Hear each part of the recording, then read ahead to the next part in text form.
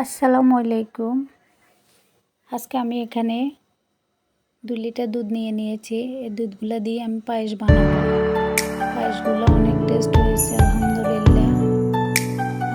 আমি ঈদের আগে পায়েসগুলো রেডি করছিলাম ঈদের জন্য, কিন্তু আমি পায়েসগুলো দিতে পারি নাই, সরি, পায়েসের ভিডিও দিতে পারি নাই। তো আজকে বানাচ্ছি, কিভাবে পায়েস বানানো হয় দেখাবো। এখানে আমি আমার মতো করে করতেছি। দেখেন আমার পায়েসের দুধগুলো ঘনিয়ে এসছে।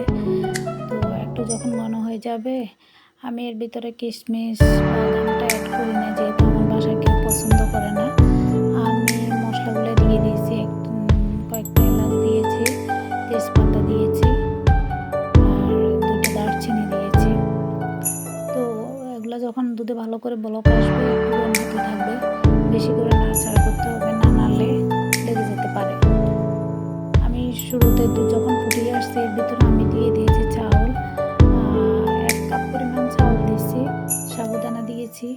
এই তো আমার পায়েসগুলো মোটামুটি ঘনিয়ে আসছে, যখন মাখা মাখা হয়ে যাবে ভালো করে নাড়তে হবে, বেশি বেশি করে নাড়াচাড়া করে কড়াইয়ের গায়ে যাতে না লাগে ওভাবে আমাদেরকে নাড়তে হবে।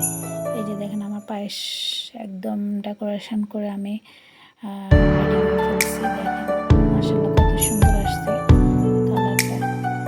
তো এইভাবে সবাই রেডি করে ফেলবেন পায়েসগুলো, খেতে অনেক ভালো হয়েছে আলহামদুলিল্লাহ, সবাই বলেছে অনেক ভালো হয়েছে। ঠিক আছে, আল্লাহ হাফেজ। সবাই ভালো থাকবেন, সুস্থ থাকবেন, আমার জন্য